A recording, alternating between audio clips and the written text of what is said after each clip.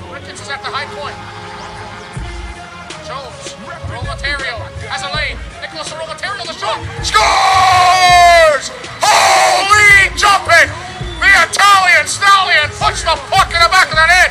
Mamma mia, Nicholas Rolatario!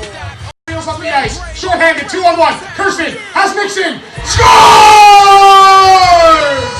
Holy jumping! It's a short-handed goal, and the Oakville Blades are running away with this one. Josh Nixon. McDermott to Israels to McDermott. McDermott down low, centering. Scores! Mamma mia! What a goal! Kyle Potts puts the puck in the back of the net in back-to-back nights. Tic-tac-toe. And the Blades passing comes to perfection. Block that shot. And coming the other way is Alton McDermott. He's on the breakaway. Scores! Holy jumping! His grandfather, Paul Henderson, must be ecstatic about that one because Alton McDermott just scored his first career Buckland Cup final playoff goal. You're watching Mamma Mia! This is Fire Talk with Nicholas Fiore. Hello, everybody, and welcome to episode number 4 of Mamma Mia! This is Fire Talk, and joining me here on episode number 4 is former NHLer and AHLer Jamie Allison. Jamie, thank you for joining, and welcome to the show. My pleasure, Nicholas. Thanks for having me. No problem, no problem. So, Calgary Flames, Chicago Blackhawks, Columbus Blue Jackets, Nashville Predators, and the Florida Panthers recording 30 points in 372 NHL games, but and 40 points in the AHL in 185 games. But not just that, how was obviously all that experience in the NHL with all of those teams as well? Oh, it was fantastic. But first, I'd just like to say I normally note that I don't like to talk about my point totals, if that's okay with you. All good. I was a defensive specialist. Absolutely. Put it that way. It was great. Yeah, you know what? I miss my time with the teams, and had a good career. Obviously, you know, you always wish certain things would happen differently, or you played longer or more games, or all that kind of stuff. But to play, you know, for 10 years and experience the cities that I lived in and the teammates that I had, I wouldn't trade it for anything. Well, that's the point, right? There's not just all those goal scorers and all those specialty. It's all around the ice. It's down the lineup from first line to fourth line to the third defensive pairing to the netminders, right? Everyone has to contribute, and you know the defensive specialist is not anything to go unnoticed. You gotta be defensive, and you gotta come back and help your blue liner. So that's obviously a good thing. But the experience now that you have from the NHL, how does that now will counteract your experience that you could bring behind the Oakville Blades bench? Well, I think one of the things I think that I'm most proud of with my professional career anyways was the fact that I was on a two-way contract for probably the majority of my 10 years in the National Hockey League, which means, for those that don't know, it means that if the team was to send me down, they would not have to pay me my NHL salary, so therefore it made it easier for them to send me down. I was able to stay with the NHL clubs during that time, and I'm pretty proud of that. So my career was something that I had to work for. And, you know, what I tell my players that I've worked with up to this date is that, you know, every day was a tryout for me. It was, you know, every practice, every pass I made, the coaches watched everything I did, how I handled myself in the dressing room, you know, how I interacted with my teammates, and not that being a superstar in the league is an easier occupation, but I think it's a little bit tougher when you have to grind every single day and learn how to, you know, stick around and survive, for lack of a better term. And I think that I bring that quality to the team and to the players, and I'm able to teach because let's face it, the majority of the players are not going to be that top 1%. So to be able to teach them and give them my knowledge of how I survived throughout that time, I think is invaluable. And I think that's the biggest asset I can bring to them. Assistant coach for the Oakville Blades this upcoming season. How excited are you to be alongside, obviously, in Jamie's store, and then obviously some young guns on the bench in Justin Pereira, and Ross Sloan. How excited are you? Well, I'm excited, very excited. I owned a hockey academy here in town for about 4 years, and I've just recently gotten out of that. And Jamie Storr and I go back a long way, actually. We go back to junior hockey days and even a little bit of minor hockey, I believe.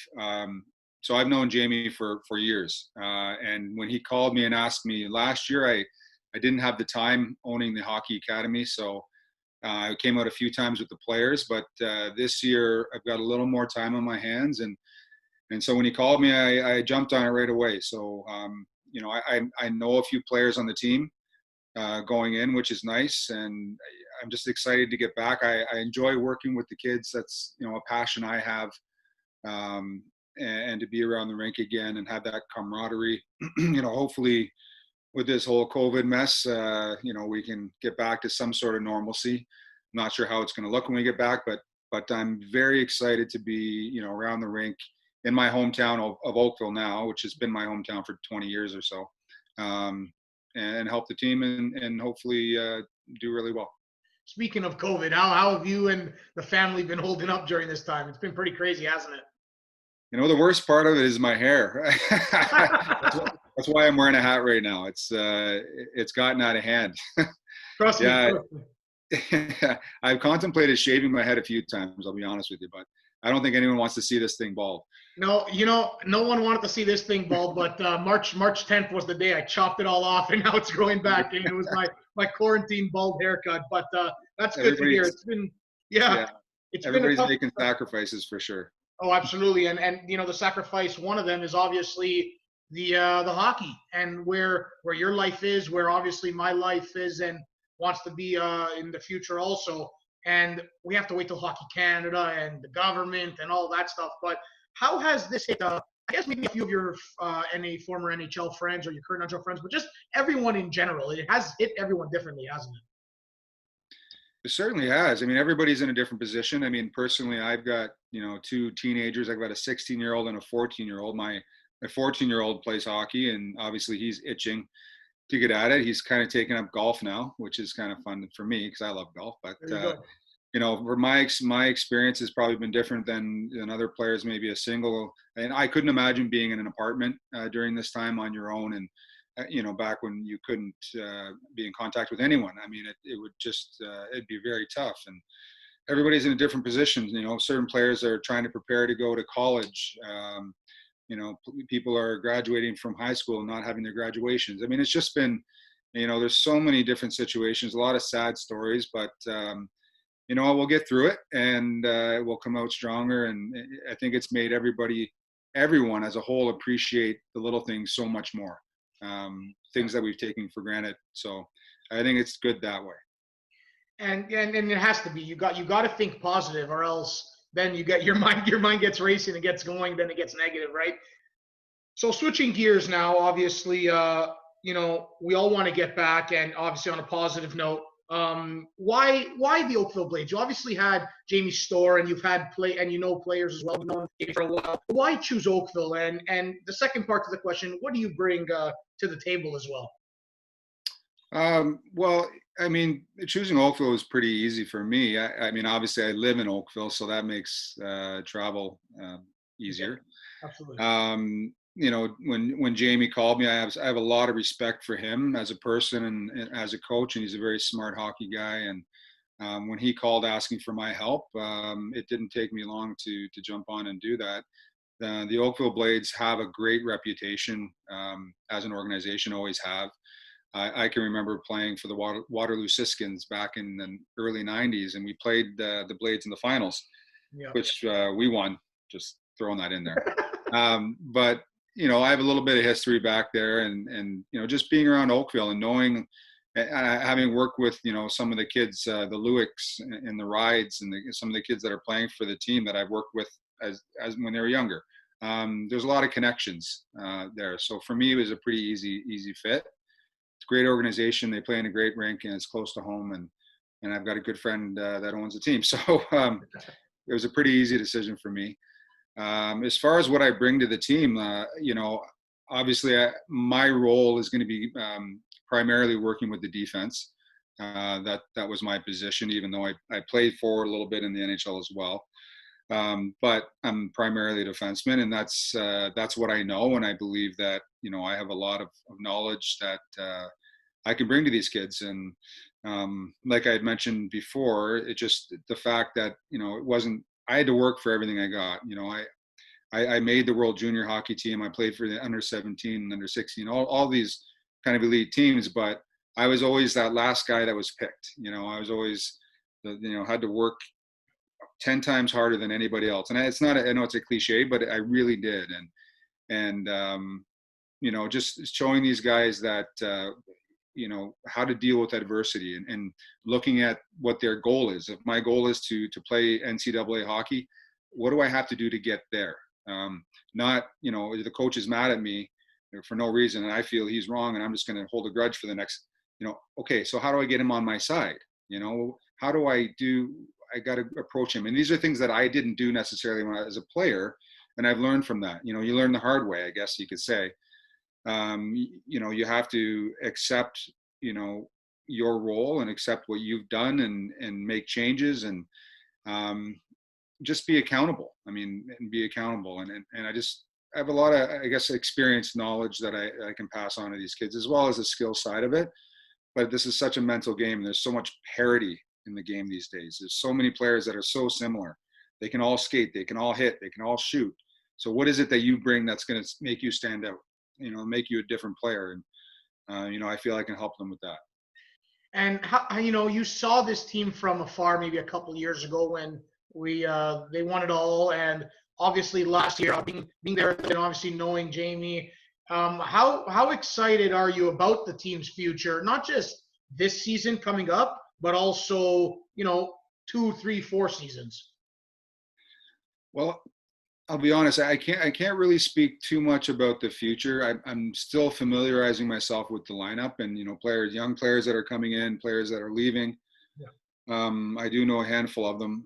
I do know that the team is a very strong team. And unfortunately last year with what happened with COVID, they didn't have a chance to really see how far and well they could do. But I watched the team a few times last year. I saw the talent they had and a great group of young kids. I worked with them a few times and they were just, eager to learn and young and hungry. And that's what you want. So I think the future is very bright with this team. I think next year is going to be a very strong team. I think that they believe that they're going to have, I know Jamie believes he's going to have a stronger team even than last year. So for me, it's exciting. You're excited that when you're starting with a very elite group of kids already, it's just exciting to see how far you can take them. And that's going to be exciting for everyone to see, including myself, right up in the press box. I want to start calling some goals again. So we want to get this thing rolling. Jamie, honestly, thank you so much. I appreciate your time.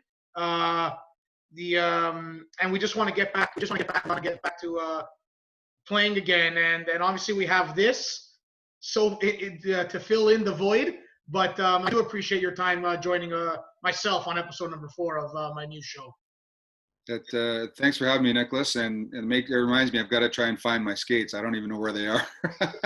I'm telling you, I have no idea where everything is. I have to dig this banner out from the basement, so everything is just in disarray. But we're going to get there. We're going to stick together as a whole, and we're going to make it happen. So once again, thank you, Jamie. I do appreciate it. My pleasure, Nicholas. Thanks. No problem. So everyone, Jamie Allison, former NHLer and now the assistant coach of the Oakville Blades. Remember, you can follow us on all social media platforms, Twitter, Instagram, Facebook at Mamma Mia. This is Fire Talk. This was episode number 4 of Mamma Mia. This is Fire Talk. Stay safe and keep us in mind because episode number 5 will be coming. Jamie Allison, and I'm Nicholas Fiore, the Oakville Blades play-by-play broadcaster. Mamma Mia! Hits it in. A chance here can develop, but the Blades will look to take it. And Ricketts finds Israel's. Breakaway, Israel's. A chance, backhand. Rebound. Scores! And the Oakville Blades win it here in Toronto.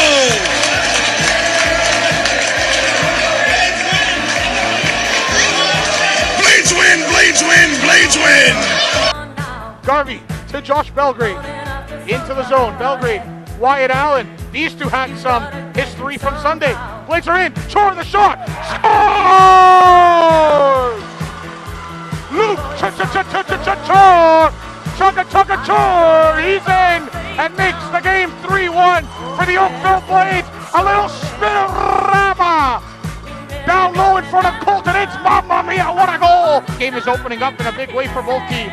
Ricketts centering, what a pass, Israel's breakaway, the move, scores!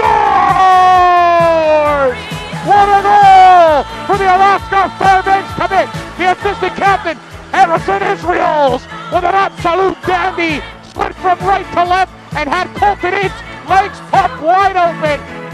Now low to Lyons, Jack Lyons centering, scores! The double jacks combine as that puck popped up like a jack in a box, and it's Jack Ricketts from Jack Lyons. That was Mamma Mia. This is Fire Talk with Nicholas Fiore. Thank you for watching and stay tuned for the next episode.